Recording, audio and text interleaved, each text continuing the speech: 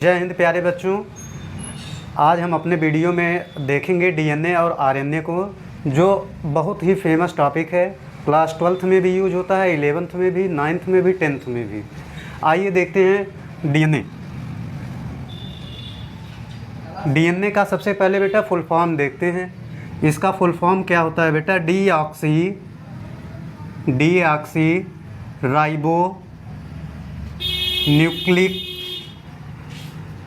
Acid. ये बेटा क्या है? डीऑक्सी राइबो न्यूक्लिक एसिड क्या है? एक पॉलीमर है। पॉलीमर क्या होता है? छोटे छोटे मोनोमर से मिलके बना होता है। ये देखिए, एक मोनोमर, दो मोनोमर, तीन मोनोमर, चार मोनोमर, पांच मोनोमर। अब ये मोनोमर किसका है? इसको हम लोग बेटा इसको बोलते हैं न्यूक्लियोटाइड। ढेर सारे न्यूक्लियोटाइड से मिलके क्या बना है? डीएनए। आइए चर्चा करते हैं न्यूक्लियोटाइड क्या होता है। जैसे मान लीजिए हमारे पास क्या है, ये एक तरीके का शुगर है। इस शुगर को क्या बोलते हैं बेटा? Pentose sugar.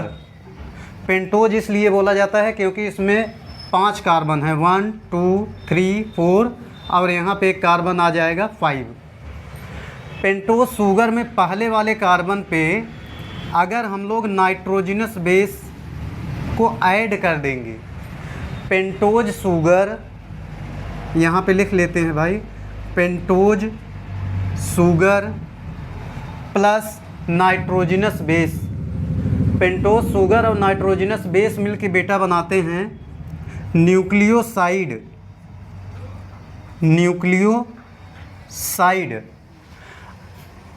और अगर न्यूक्लियोसाइड में हम लोग, ये पूरा का पूरा क्या है बेटा? Nucleoside.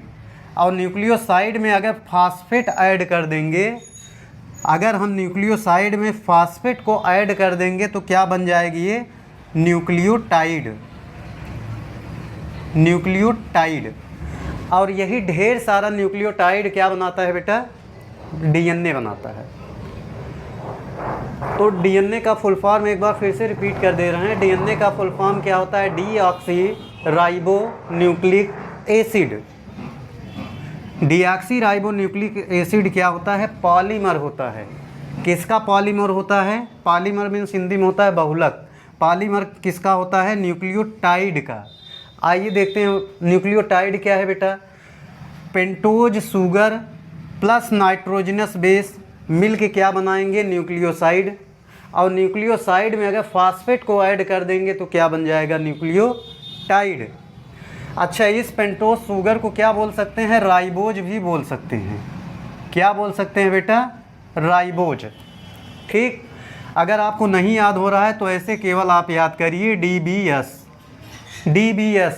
Deoxy ribose plus base यानी कि नाइट्रोजनस बेस क्या बन जाएगा? न्यूक्लियोसाइड। और न्यूक्लियोसाइड में बेटा एक चीज़ और ऐड कर देंगे, फास्फेट। ये बन जाएगा बेटा क्या? न्यूक्लियोटाइड। ठीक। ये तो रहा बेटा डीएनए। डीएनए में इस दूसरे वाले पोजीशन पे ऑक्सीजन नहीं रहता, केवल क्या रहता है? हाइड्रोजन। इसीलिए तो बोलते हैं डीऑक्सी। डी मतलब क्या होता है? हटना। और ऑक्सी मीन्स क्या होता है? ऑक्सीजन। अगर ऑक्सीजन हट जाएगा तो डीऑक्सी ही बनेगा। तो ये बेटा क्या हो गया? डीऑक्सी। और राइबोज ये ऑलरेडी है, ये है, तो डीऑक्सी राइबो न्यूक्लिक एसिड बन गया कि नहीं? तो डीएनए का यूज क्या है? कई बार क्वेश्चन आता है डीएनए भाई है क्या? तो डीएनए क्या काम करता है? जैसे मान लीजिए ये कोई ऑर्गेनिज्म है,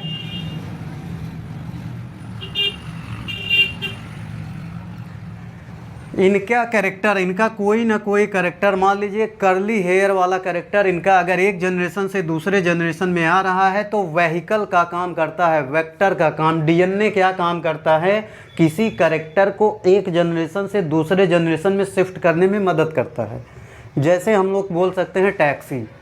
आप लोग टैक्सी से जाते हैं एक जगह से दूसरे स्थान पर ट्रांसफ़र होने के लिए, तो उसी तरीके से डीएनए में क्या रहता है? इन्फॉर्मेशन रहता है, कैरेक्टर्स का इन्फॉर्मेशन। तो डीएनए क्या काम करता है? एक जनरेशन से दूसरे जनरेशन में कोई भी कैरेक्टर को ट्रांसमिट करता है। और डीएनए की वजह से ही क्या होता है, हम लोग देखिए कैट का बच्चा कैट होता है, डॉग का बच्चा डॉग होता है, और मनुष्य यानी कि मैन का बच्चा मैन होता है। डीएनए का ही एक भाई है, उसको क्या बोलते हैं बेटा, आरएनए।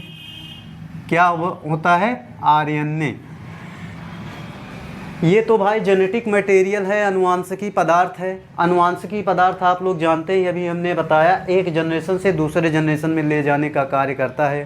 ठीक, आरएनए भी जेनेटिक मटेरियल होता है, लेकिन कुछ ऑर्गेनिज्म में आरएनए का दो काम है। एक तो एंजाइम, एज एंजाइम यूज होता है, और दूसरा कार्य क्या है, genetic material. RNA genetic material केवल और केवल वायरस में होते हैं। किस में होंगे बेटा, केवल और केवल वायरस में होंगे, और जबकि डीएनए सारे ऑर्गेनिज्म में होते हैं। तो इस तरीके से आरएनए का फुल फॉर्म आप लोग अगर लिखना चाहें, आरएनए का फुल फॉर्म क्या हो जाएगा बेटा, आरएनए का फुल फॉर्म होता है ribo nucleic acid. Ribo nucleic acid. तो इसमें आप स्ट्रक्चर में आप देखेंगे, ये रहा बेटा आपका पेंटोज, और ये रहा OH, और ये यहाँ पे रहा नाइट्रोजनस बेस, और यहाँ पे लग जाएगा क्या बेटा, फास्फेट। तीनों ऑलरेडी हैं। जैसे हमने आपको डीएनए में बताया कि पेंटोज शुगर, नाइट्रोजनस बेस और फास्फेट तीनों मिलेंगे, क्या बनेगा, न्यूक्लियोटाइड। और न्यूक्लियोटाइड, ढेर सारे न्यूक्लियोटाइड मिलके क्या बनाएंगे, न्यूक्लिक एसिड। हमने आपको डीएनए में बताया था ये ऑक्सीजन नहीं रहेगा, और आरएनए में हमने आपको क्या बता दिया, ऑक्सीजन रहेगा। तो इस ऑक्सीजन के आने की वजह से ये ऑक्सीजन ज़्यादा रिएक्टिव है, और ज़्यादा रिएक्टिव होने की वजह से ये आरएनए क्या होता है बेटा, कम स्टेबल होता है in comparison to RNA, in comparison to DNA. DNA की कंपैरिजन में आरएनए कम स्टेबल है। क्यों? क्योंकि यहाँ पे दूसरे वाले पोजीशन पे ऑक्सीजन क्या होता है, ऑक्सीजन ऐड हो जाता है। अब थोड़ी सी बात हम लोग कर लेते हैं नाइट्रोजनस बेस के बारे में। नाइट्रोजनस बेस बेटा होते हैं दो टाइप की, एक को बोलते हैं क्या, पिरिमिडीन, पिरिमिडीन, और एक होता है प्यूरीन। पिरिमिडीन में क्या क्या आ जाएंगे, साइटोसिन, यूरेसिल, और लास्ट में क्या आता है बेटा, थाइमीन।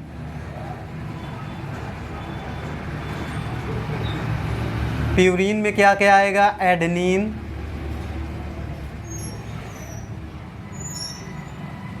और ग्वानिन।